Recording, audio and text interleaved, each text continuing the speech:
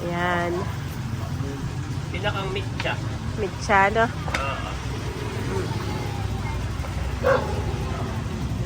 Yan, ganyan yan. Yan. Kumbaga ito, talagang walang butas. Talagang hindi po yan binubutasan. Dahil ito yung kanyang mitya. Mitya sisip-sip. Pinipili ko yung may ugat. Oo. Piliin mo lang, ah. Okay. Isa pa. Ayan na. Wow! May kangkong na. Bakit naman si Mami? Yes. You are watching Terra Shoot TV. Enjoy this video. Good morning po mga ka-shoot. Ngayon po ay tutuloy na namin yung pagtatanim ni Daddy ng gulay. At ayan nga po, nalinisan na ni Daddy at na-clear yung space na yun. Pinepare na rin po namin itong mga pagtataniman. At may mga nakuha pa si Daddy ng mga baseyo, na mga empty plastic bottles, jars, na atin pong pwedeng pagtaniman. Huwag may hanggat maaari recycle. Yes, recyclable po ang ating team. Hindi na tayo bibili. Correct. Mahal din ang pato. Ha? Mahal din. Oo. At yun nga po, recycled na baseyo ng mga kung ano-ano. May Wilkins, merong pinaglagyan ng pintura, Parang kulang nga yung ating Mami. yung ating lupahan eh. Makakabalik pa tayo kay Tia Landling para makahingi ng lupa. Kunin ko lang yung kay nanay na maliit na upo. Sige. At yung mga bata nga, mga ka-shoot, ay atin na pong napaliguan. Nandun na po sa sala kalaro ng Kuya Unto at ni Kuya Baronto.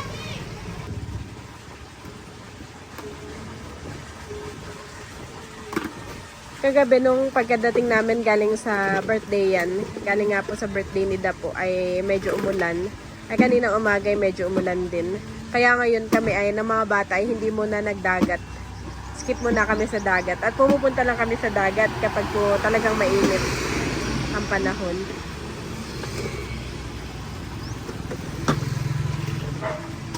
Parang hindi ko pala mabubutasan yun na. Ay, wag mo na yung isama. No, ayun na. At ikaw na may marami na, oh. Yan, recyclable plastics. At kung anong plants, mga kabeshi. Mga lagayan ng plants na hindi na nga po nagagamit ni nanay. Namatay na yung mga laman. Ayan po, ay atin na rin i-recycle. Mahirap butasan, no? Yung mga mahirap butasan, katulad ng lata at eto nga pong stainless ay hindi na natin gagamitin. Mga plastic na lamang. Sasali na po ni Daddy yung mga lupa natin. Diyan Ayan.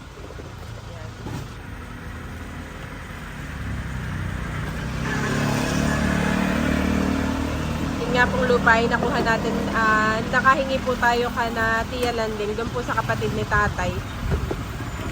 Ay mataba po ang lupa doon. At may piggery doon na eh. Sabi nga ni tatay ay ano daw, Ano? buhusan ko muna ng mainit na tubig. Oo. Sabi ni Tia Landing ay kahit hindi na daw. At yun talaga ay marami siyang pananim doon sa likod. Ay kahit hindi mo na daw buhusan. Tinanong mo din. Oo. Sabi niya, kahit hindi mo na yan buhusan at yan na may ano na bagay gamit-gamit niya talagang doon nga sa mga kanyang pananim. Ang sinasabi ni tatay na buhusan ay kapag ano daw, may mga chemical, ganyan. Ayun ay organic talaga doon, Daddy. Organic po doon sa likod. Oh, laki ng bulate. Tataba.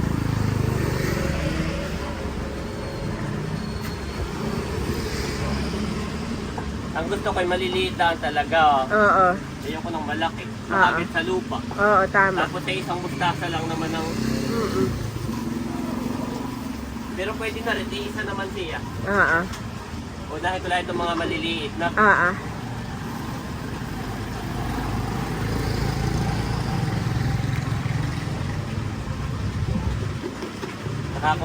Saka ko pulutin yung mga nahuhulog. Oo. Saka po pupulutin ni Daddy yung mga nahuhulog ng mga lupa. Kanya na lang ang papalahin.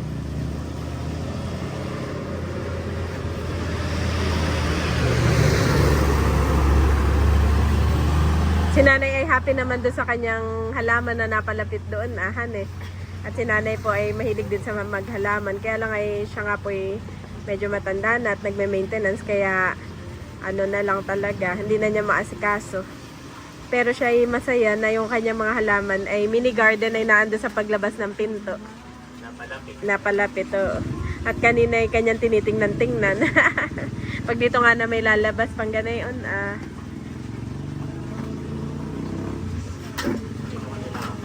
sige. Meron ka pa ha? Ito pa, oh. May isa pa po siyang sako. May kukunin lang po si Daddy.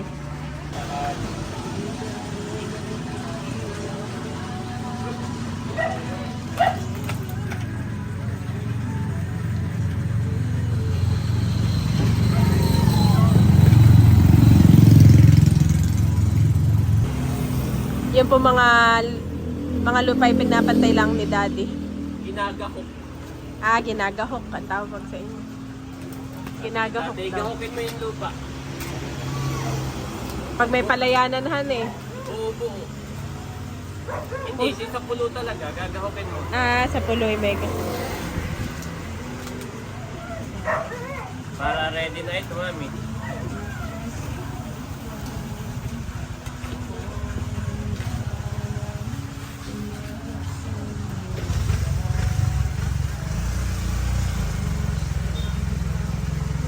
Kahit pag isang puno lang, ano? Oo, Daddy. Isang ganito, isang mustasa eh. Kahit nga mga taglima. Ha? Taglilima. Sili, Oo. 5 Hindi, ibig ko tanong, sabihin 5 eh, puno. kahit mustasa na, may ibig sabihin, ilang mustasa na eh. Ay, oo. Ilang mustasa na iyan. Kami naman po talaga mahilig din sa gulay. Sina tatay, Lalo si si nanay, si Bobby. Ay talagang kapag kami nagluluto, ang mga recipe ko o recipe ni Tito Eric, ay kailangan may gulay. Hindi pwedeng wala.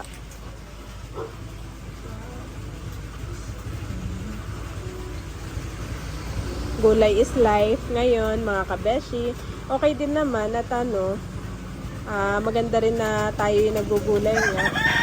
Healthy pa. Why not na tayo na magtanim para hindi nabibili. O kung hindi naman sa ngayon ay syempre papatubuin pa. Saka si tatay excited din dito ah. Oo, sa kanyang green area. Si tatay na may pangarap na meron siya diyaang Pagka daw nasa pero na tayo siya magdidilig. sabi. Excited din naman. Palitan ko kaya yung lupa nito na? Sige. Masyado ng dry. Oo, dry.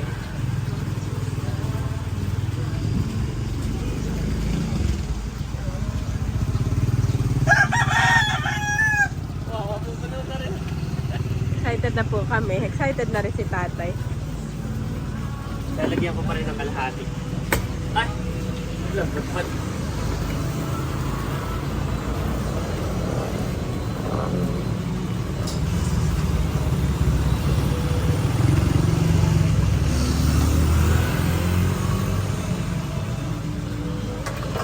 Yan, ganyan, no? Oo.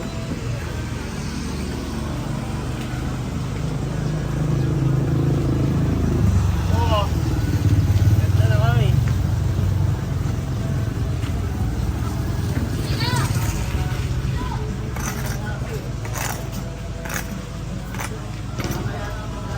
May nag-comment niya, yun daw mga balat ng saging.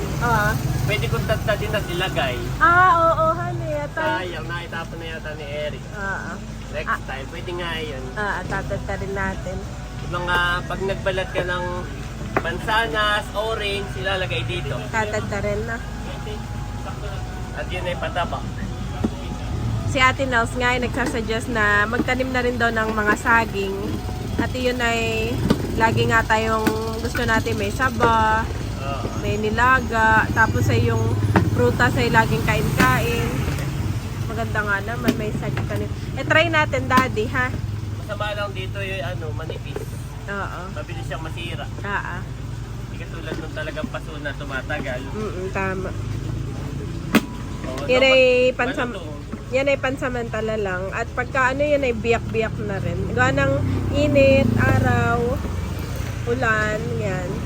ay masisira at Dati masisira kadidilig, talaga. no? O, kadidilig. Ayan talaga eh. Pero okay lang at least ay yung ni-recycle kesa naman na itatapon na agad. Ay, Maaani pa ba gamitin tayo dito ng 1 o 2 ani? Excited na po si Daddy. Siya talaga ay decidido. Kahapon nga ay gusto na niyang gawin. Kaya lang ay kami nga po ay nagluto ng binagkat na busy na. Pero kanina pagkagising, kata na mami tayo magtanim. Ay medyo inasikaso ko muna yung mga bata kaya medyo Naligo na nalate kayo, ako. mami? Oo, ako naligo na rin ako. Napakain ko na pati sila ng mga breakfast kanin. Kaya sila yung mga tanghalian niya ulit ang aking Meron pa dito sayang. pero nahulog na lupa pala doon eh, sayang.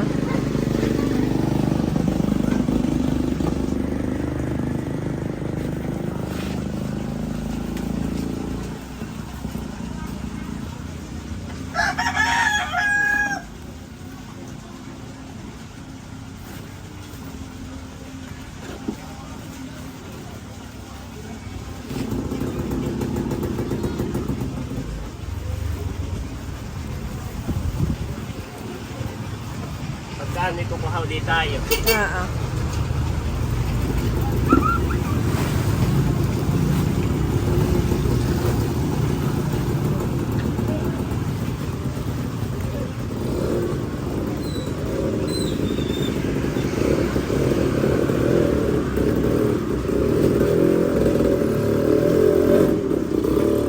Pag mami, Ah, pag wala tayong mahingian ng pitney, oo. bili ka na lang kaya sa Shopee or Lazada. Ay, sige. Tingin mo na tayo doon kay Nakapitan. Okay kaya yung ganayon? Ah, pero gusto ko muna tumingin doon kay Nakapitan, ha?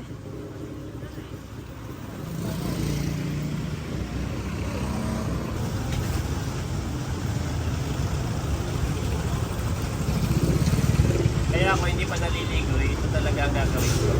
Ah, hindi ka pa naliligo, han eh. What? Hindi pa naliligo yung tsura na yan? Parang fresh naman ang birthday boy.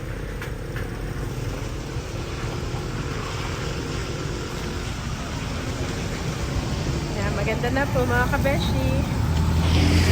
Mga ka-shoot. Nasasalansa na ni Daddy.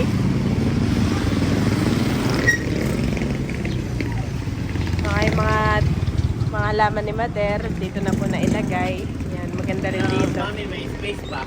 Oo, marami pa dito ah. Oh.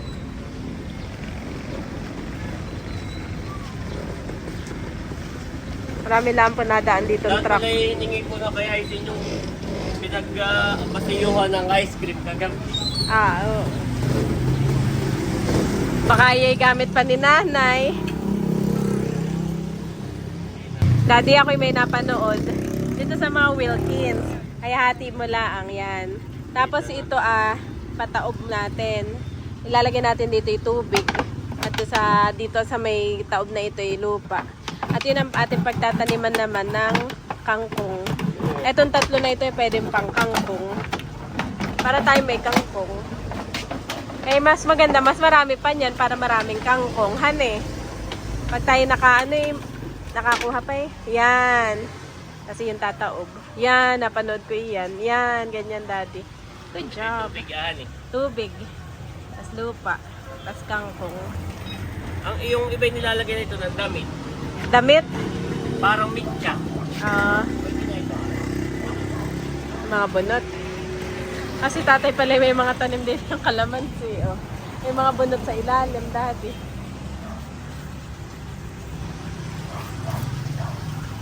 Yan. Pinakang mitya. Mitsa, no?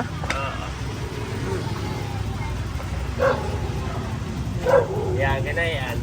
Yan. Ito ang sagot sa ating ekonomiya.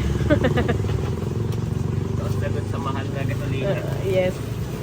At kami nga po ngayon ay hindi pa uli-uli. Kami ngayon ay kapag kailangan lang na pumunta ng bayan ay saka lang pumupunta. Pero kapag hindi po kami dito lamang. At kapag minsan ang aming gamit ay yung tricycle na lamang para mas nakakatipid kami. Yung mga ano nito, pinagugasan ng bigas. Ah, yan Ito, pala yun yun. ang nilalagay diyan. Ah, oo. Ganda. Masyadong mababaw yung gawa ko. No? Oo, masyado malabaw. Tutubigan mo yun na. Kumbaga Oo. Nabigang kot yan ng mga kangkong. Ako'y paborito kong kangkong. Yan. Oh, nandito na rin pala ang payat na Tito Becca. Oh, payat ko. Nagtanim na ba ang lahat? Nagtanim na rin ba kayo doon sa poblasyon? Ayan, kung naka sa DA. Ay, wala din sa DA. Ah, Pero pa dun sa kasi Becca po ay tinutulungan kami makahingi ng binhi. Thank you, Tito Becca. Kaya lang wala pa din han eh. Si tatay nagtanong ay wala din. Kaya kami maghahanap na lamang ni Daddy. lalagyan mo ng mitsa Mitsa pala yan. para siya yung sisip-sip sa ano. Oo. Yung iba yung napanood ko yung tela nilalagay. Oo. Kasi pag ni Daddy maglagay ng mitsa naman. Kala mo ikaw lang nakapanood. Ito rin pala eh. Yun ay hindi lang basta ang tinatanim ay yung, ano sabi mo? Kangkong. Oo, talong ay pwede rin. Ah, talong ay pwede rin. Pwede rin sa ganyan.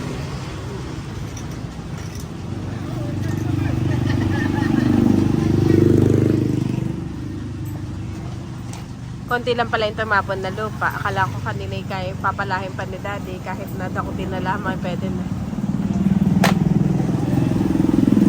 Sayang ang lupa. Yep. Sa ibang lugar nga bibili ka pa ay. Dito hingi-hingi lang po kami. Thank you, Lord. Sa Tagaytay palengke. Yung bunot ay nagulat ka. Magkano? Tala dito yung nakakalat lang. Nakakalat lang mga bunutan. Lahat doon ay binibilihan eh. Oh, mami I do my part, ha? Kailangan mo na lang ngayon. Magpunla. Wala. Oo, kaya ko naman eh yun.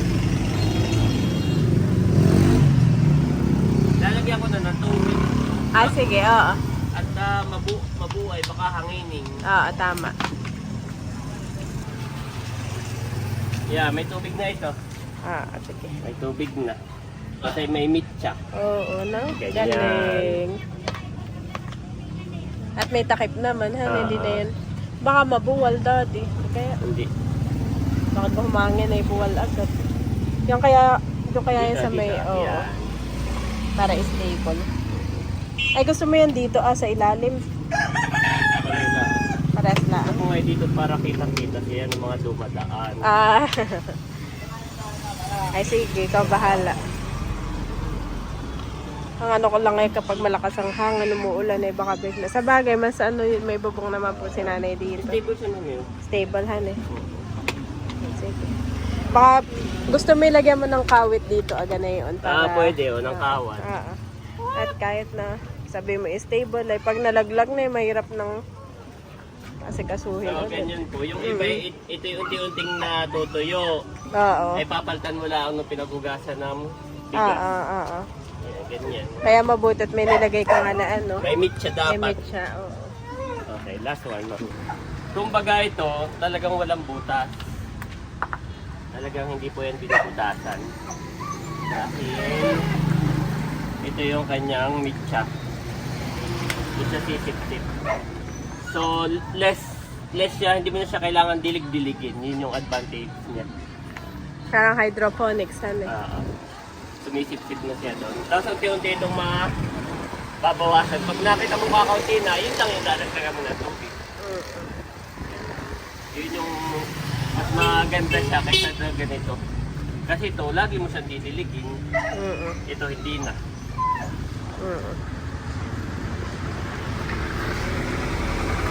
So yun mga ka-shoot. Ang kailangan na lang natin ay pananim. Hanap na po tayo. Si Daddy nga po ay may dalang Ito first batch ng kanyang itatanim. Mga kangkong. Nagluto si Kabaron. nakaraan, Ah, ay tinabi ko. ah. Ay ngayon, tatry natin kung mabubuhay pa. Pag hindi naman, bili tayo ng bago. Mabubuhay at merong ugat. Daddy, marami ugat to. Tingin mo, mabubuhay yan. Oo. Sa Verona, ganyan lang din ang ating tanim. Ay nakakabuhay naman. Ganyan na. Ah. Tama po ba? Ganyan po yung napanood ninyo. Yes, opo. Yes po. Tama iyan, Dad.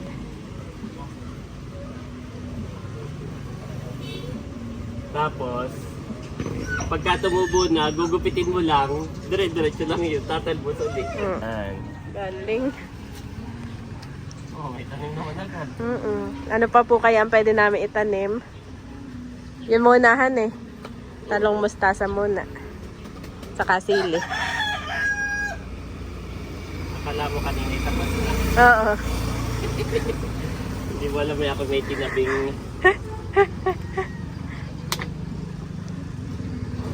Okay, next.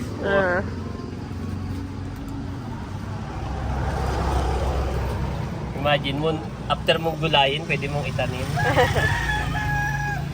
So next time, pag ito yung tumubo na, tatalbos ka lang. Matalbos ka lang, So ano. para magkakaroon tayo dyan ng unlimited, no? Unlimited Supply ng gulay. supply ng kangkong. Kangkong at kung ano-ano pa. Pwede rin daw tayo magpagapang ng kahit papano string bean, sabi ni tatay. Paano kaya ang ating pagtatanim ng string beans?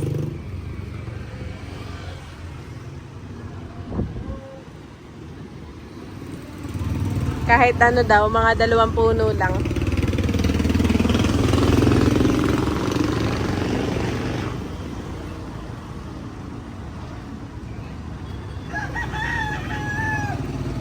Yan.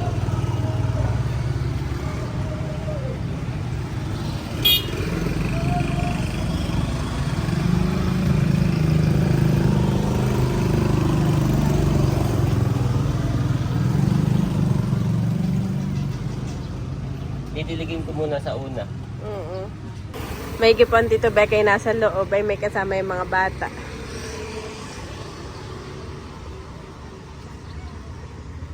Pinipili ko yung may ugat. No? Oo. Piliin mo lang, Okay. Isa pa. Ayan na. Wow! May kangkong na. Magit naman si Mami. Yes. Thank you, Lord.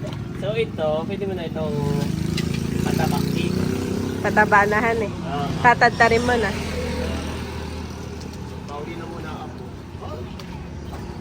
Makiki-harvest ka na next time mo. Oh. Ng pang-ulam natin. Ikaw ay huwag patawa-tawa. Huwag nagmahal ng ano ng gulay. So pag magbabalat ka Mami ng orange, ng apple, Magandahan niya. Tatadtarin ko na. yung itlog din daw. Tatadtarin ko na hali Yes, para oo. huwag yung buo-buo pangat pati Ay ang matagal ano. matunaw pag buo. Kaya maganda yung Kaya tatadtad pala din. iba may parang grinder na. Oo. Yan, okay na. Pataba na iyan. Okay po, Daddy. Didiligin ko muna sa una, then the rest. Yan na yung pusang sisimple. Oh. Thank you, Dad. At si Nanay, may binamaganda akong halaman ni Nanay na ating itatanim din. Irerepat lang. Bale, ito yung dito sa maliit. At ito po ay doon sa malaki. Sige Mami, palagay nga. Yan. Lalagyan pa ni Daddy ng lupa. Narerepat lang tayo mga kabesh. Maganda pa ito, oh. At may mga sobra pa namang lupa, ay.